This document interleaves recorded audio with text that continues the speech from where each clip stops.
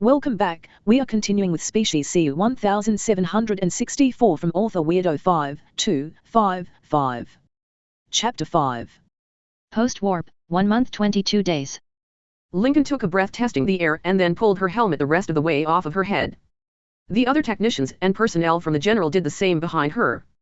"This place is a mess," said one of the men as he took his helmet off.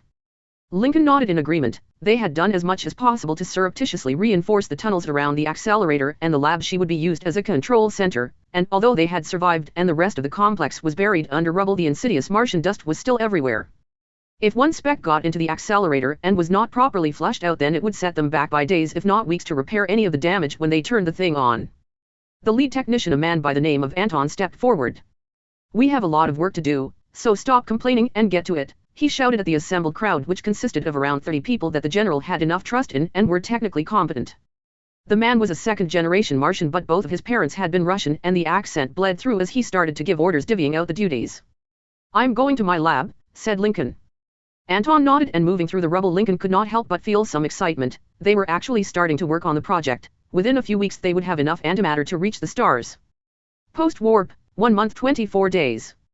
"Any idea why he wants us on the bridge?" asked Megan. Ben shook his head. "No idea, the preparations for the flight, I would imagine," he said. "What does he think I've been doing?" "We're nearly done retrofitting everything, but we still need to do an EVA to install the controllers on the hull," said Megan. "That's all? I could have sworn we had more to do, like the regulators," said Ben with a yawn. "We did those last night," said Megan. Ben thought about it for a moment and then nodded. "So I didn't dream about that." Megan rolled her eyes, ignoring him. Making their way to the bridge, the two found the rest of the crew assembled floating around the captain. Technically they were supposed to line up in some fashion, but without gravity and any way to stabilize themselves, it was a formality that the captain had long since dismissed. "We've got an incoming communication from Dr. Lincoln," said Captain Takia, addressing the crew at large. "Every one of you knows what we are going to be attempting, and it is against all regulations to ask this of you, so I once again offer any of you the chance to disembark." He was silent for a moment and no one in the room moved. Captain Takia nodded and continued, "We all lost people in the war, and with the way things are now we will be fighting in another very soon. I never dreamed of exploration, but I can see why humanity needs it. We as a species need something to focus on, and room to grow. We have the technology, but our governments have little will to do anything, so we will have to do it ourselves," he said, and turning to his screen he opened the communication link. "Dr. Lincoln?" he asked. "I'm here, Takia," said Dr. Lincoln. Glancing up at the forward screen where the doctor was projected, Ben could see that she was standing in an underground room with banks of monitors and equipment around her. In the background, Martian technicians were moving to and fro, working on what he assumed was the particle accelerator to produce more antimatter. "Your crew is present?" she asked. Captain Takia nodded. "They are," he said. "Good, I want to thank all of them for this. For trusting that the calculations I have made will let them be the first to explore another solar system," she said. Captain Takia smiled. "It hardly took that much convincing, most were just happy to have an excuse to dump the politicians," he said. Several of the crew laughed in agreement. "I have the final control program. I've included a hook-ins for the navigation system on the Yamato so you can perform on-the-fly adjustments if needed. Your engineers should be able to optimize it further, and I've done as much as I could, but there might be unforeseen circumstances due to the greater distances," said Lincoln. "This could be one way, you do know that, right?" "We are aware, and it is something my crew is prepared to face," said Captain Takia. Lincoln nodded. "Godspeed, Captain." Pushing the baseball cap down tighter onto his head, James stepped out of the car and into the mostly empty parking lot of one of the larger warehouses in the district. With only a few other cars and the fog rolling off of the sea, it would have been the perfect setting for a horror movie. "I still don't get it. Why the hell are they meeting in a warehouse? I thought that was something of a cliché," said Oz through the comms unit in James's ear. James rolled his eyes. He was really going to regret leaving the channel open, especially when he wasn't going to be able to shut him up. "And along with that, what is that smell?" he asked. In the background, James could hear Ed saying something. "Seriously? How can you stand it? Smells like something rolled up and died inside a helmet," said Oz. "How can you swim in that muck?" he asked. James knew he was going to have a headache after this. Red and Oz continued to argue inside the helicopter, and for a moment James considered activating his mic and telling them to shut the hell up, but he had already spotted the Terra Supremacy Guard lurking very conspicuously near the entrance to the warehouse. As he approached, the guard raised his handgun, pointing it at James, who paused and slowly put his hands up. The small display inside the guard's helmet, which looked like a surplus military helmet from at least 3 decades ago, lit up as it scanned him. Not that James would show up in any of the databases they had access to. His cover, though, would show him to be a wanted man in connection with several Martian ships' sabotages. The guard nodded and lowered his gun, and as was protocol for most Terra Supremacy meetings, James rolled up his sleeve to display the tattoo of Earth on his forearm. The guard glanced down at it and opened the door to the warehouse without saying a word. Seriously, what kind of security is this? A tattoo and a face scan can be fooled as easily as anything else these days, said Oz.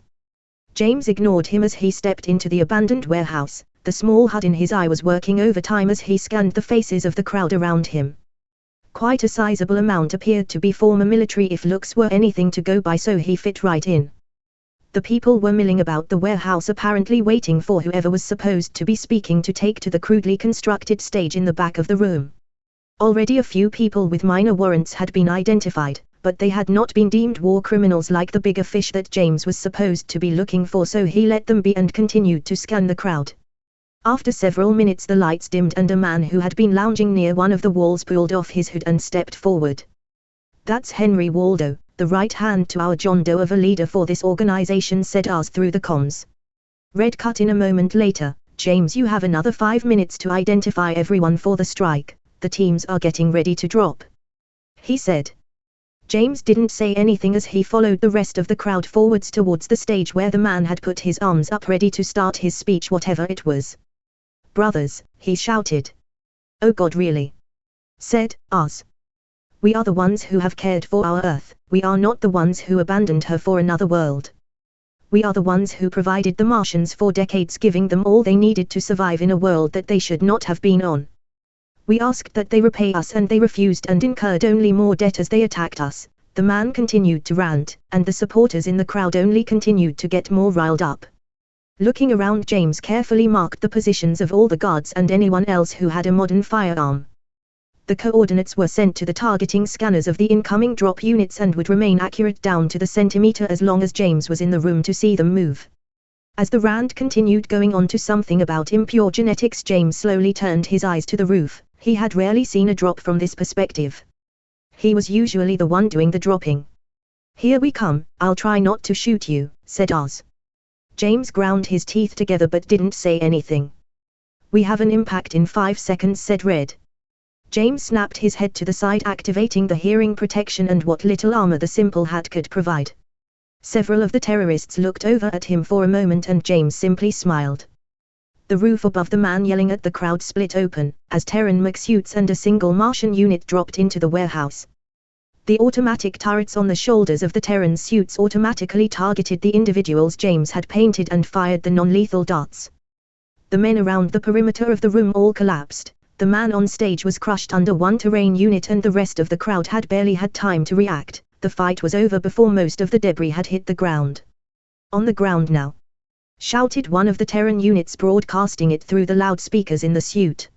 A man next to James moved to pull the antiquated gun from his jacket, and in one smooth motion, James's fist shot forward, hitting the man squarely in the jaw, sending him sprawling onto the ground.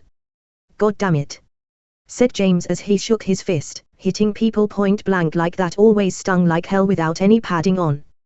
The rest of the support slowly went to the ground and were quickly cuffed. Additional units in mech suits streamed in through the main door to the warehouse now that it was secure and began dragging the men off. Still rubbing his knuckles, James walked over to the Martian unit, which as he approached popped up its visor revealing Oz. "You got him," said Oz, smiling. James pulled out his combat knife and flipping it in his hand rammed the hilt of it into the side of the helmet, producing a very satisfying clang. "Ow. What the fuck?" said Oz as he cringed away, bringing his arm up to try and swat at James, who had already stepped away from the man. "That's for being a prick and not shutting up," growled James. Oz's grin widened. "I'm sorry," he said. James held up the knife again and Oz raised his hands in surrender.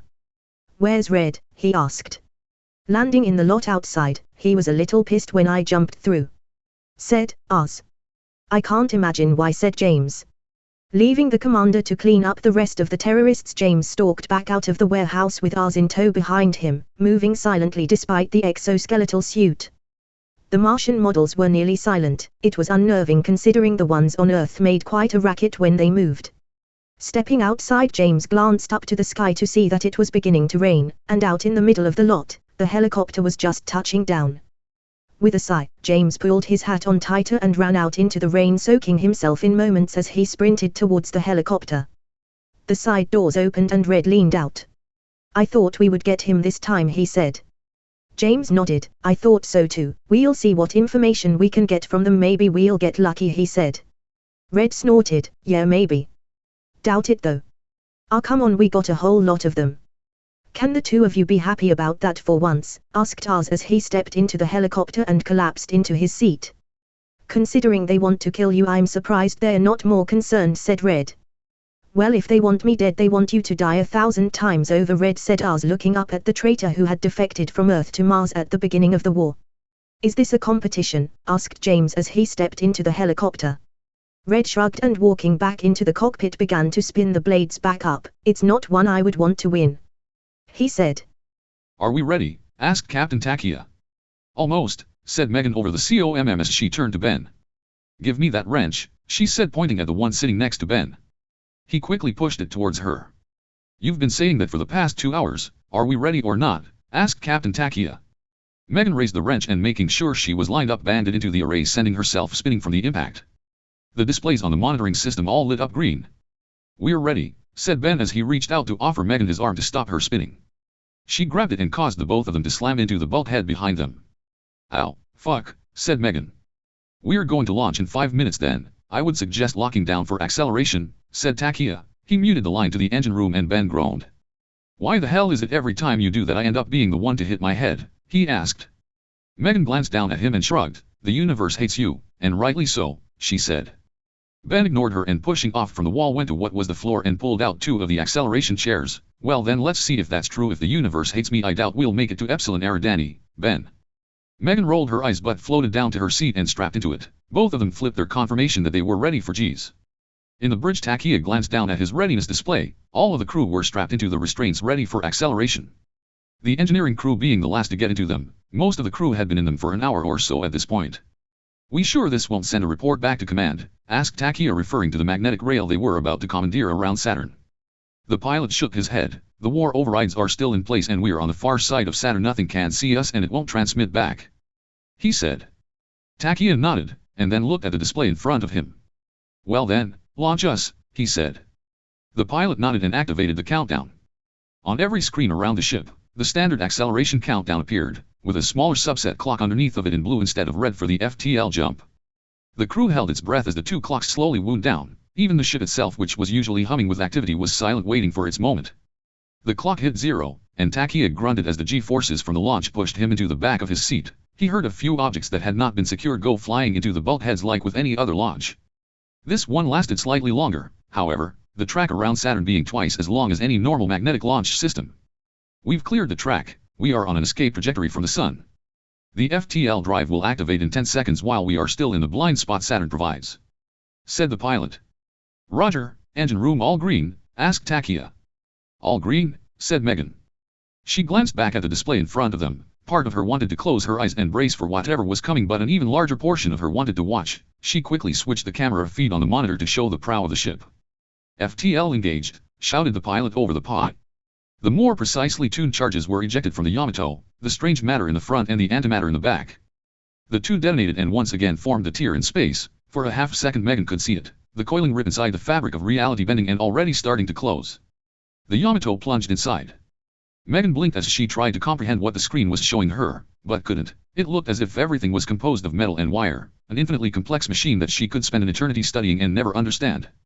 Ben tried to process what he was seeing, but it looked like a multitude of flashing lights and incoherent projections of matter forming into impossible shapes moments before unraveling. As quickly as it happened, the images faded and stars were once again in view. In front of Megan and Ben, the fusion power plant started blaring out warnings. "Shit," said Megan. She quickly undid the straps holding her in place and launched off of the wall towards it with Ben inches behind her. "Engine room, what's going on?" asked Captain Takia through the intercom. "Overload," shouted Megan as she quickly began to manipulate the controls on the reactor, dampening down the nuclear reaction inside. The reaction temporarily went above expected tolerances, the efficiency spiked and almost breached the containment unit, said Ben as he looked down at the readouts. Holy shit. Our efficiency spiked to almost 98%. Megan finished adjusting the reactor, bringing it down to its absolute minimum levels while still keeping the fusion reaction stable. Engine room report, said Captain Takia. We're good, Captain, although next time we perform a jump we need to dampen the reactor. The fusion reaction nearly breached containment and I don't feel like breathing plasma, said Megan. Understood. Any damage? He asked. Nothing permanent, a few blown relays. I want to inspect the reactor housing before we go back up to full power though. How much thrust can you give me? Asked the captain. 40% for now, once the inspection is done in 2 hours full thrust, said Megan. Good, inform me when you're finished, and be prepared for ship rotation the scanners are going to be running, said the captain referring to the array of sensors in the belly of the Yamato originally designed to monitor enemy movements but had been repurposed to observe the planets of the system. Ben, I want you to go and start flipping all the load tests. Make sure we didn't fry something with that burst, said Megan. What, I can't even look at the star? He asked, pointing at the monitor now showing the first analysis the guys on the bridge were running on the solar system. Sure, you can watch it. I'm going to work on making sure we don't blow up and die, said Megan. Ben sighed. You know, sarcasm really is the lowest form of comedy, he said as he moved over to the relay junction box and plugged in his diagnostic computer to start running the load tests. The first minutes into the historic exploration of another solar system and he was stuck running diagnostics. Really, he shouldn't have been surprised. Charles looked down at the ship in her hangar. The frame of the Singer was one of the oldest in the Empire. She had originally been built to curtail the threat of the outcasts long ago and had been outfitted during the rebellions with the more advanced technology of the age. She was old now but had a legacy of bringing victory to the Empire, a task just as much reliant on the ship as well as her captain. Smooth and almost organic in form, the Singer represented the architecture and construction of the ships of old, her surface marred only by the slight bumps of the cloaking system she was now famous for. The rest of the hull was a black material, which when looked at for too long made one's head spin and eyes tired. Even without the cloaking system activated, she bent light around herself. When will she be ready? Asked Charles, turning to the lead engineer for her refit. The man scratched at his head and then glanced back down at the ship. We're nearly done, about the only thing left is to load the classified cargoes, said the engineer. Classified cargo? Asked Charles. The engineer shrugged. I don't know what it is, he said. You have the transfer orders, right? The engineer nodded and quickly pulled them up on his display, handed it to Charles. One glance at the orders confirmed what he had thought. The signature was that of Marcus. Thank you, said Charles, and he handed the document back to the man. He nodded and turned back to look at the hangar.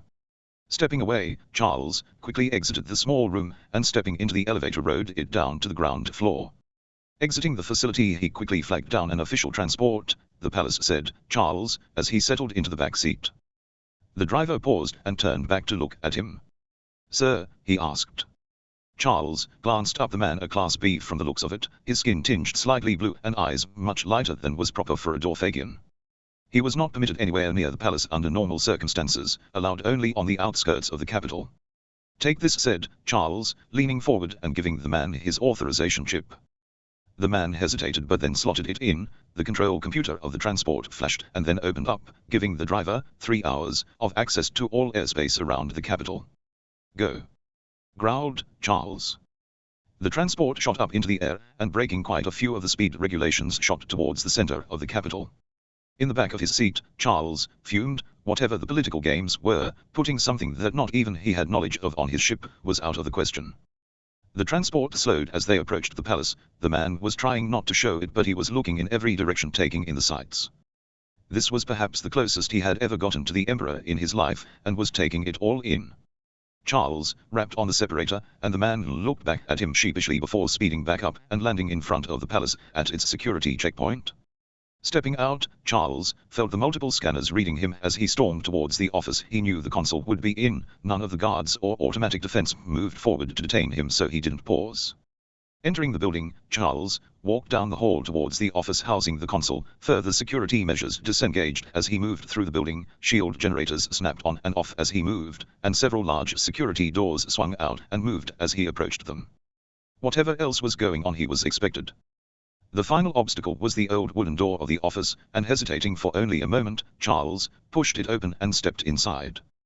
The office was ornate, blue and yellow in color but not gaudy by any means. Like the console, it projected a calm control. Marcus glanced up from his desk and carefully put down the data he was working on and stood up. "I was wondering when you would make it," he said. Charles glared at the man. "Am I still the captain of the Singer?" he asked. Marcus nodded. "You are. May I ask why you are storming into my office?" "I had to delay the talks with the trade minister when I was informed you were tearing across the capital to see me," said Marcus. Charles placed his own datapad down on the desk, showing the order for the object that was being loaded onto the Singer. "You completely bypassed the military chain of command and placed an object on my ship that is classified higher than I even knew was possible." "I want to know what it is," said Charles. "If I don't tell you," asked Marcus, "then I file a complaint with military command and continue with my mission. I want to know if this object will endanger my crew, that is all," said Charles. Marcus looked at him for a moment and then nodded. "I was going to inform you, Captain, it is one of the latest development from Hygienix, a breakthrough that was made near the end of the rebellions that was never tested," said Marcus. He stood and, reaching into his desk, pulled out a secure datapad and pressed his hand to it, unlocking it, then offered it to Charles. Hygienix was one of the oldest planets in the Empire, and a site exclusively for dangerous scientific testing, the planet's atmosphere having been accidentally poisoned by a reactor overload which sent dust and debris into its atmosphere hundreds of years ago. The scientists who created it call it the cleansing. It will within a matter of hours eliminate any impure Dorfagian variants from a planet, leaving the local flora and fauna as well as any infrastructure intact, a much cleaner method than cracking the crust. If the local wildlife is also too far gone, that can be easily eliminated by ground forces," said Marcus. Charles read through the report on the weapon as quickly as he could, absorbing the details. A detonation in the hold of the Singer would be as toxic as any gas leak due to the concentration of the toxin, but other than that it would have no greater threat to any of his crew that were pure Dorfagian. "Thank you, Consul," said Charles. "Thank you, Captain. Once you have the FTL technology in hand, I want this to be used." "On the Class C species, sir?" asked Charles. The High Scientist came to their conclusion. This species will present too much of a threat in the future if they are allowed to develop. Once we have the technology, plant the device on their home world. The colony they have constructed will no doubt easily fall without assistance. A garden world even as badly damaged as the one this sea species possesses is a valuable asset to the Empire, said Marcus. Charles placed his hand over his eye. "Yes, sir." That's the end of Chapter 5. As usual, check out the links below, and if you enjoyed, and stay tuned for the next episode. If you have any advice, comments, or criticism, please comment. And don't forget to have a wonderful day.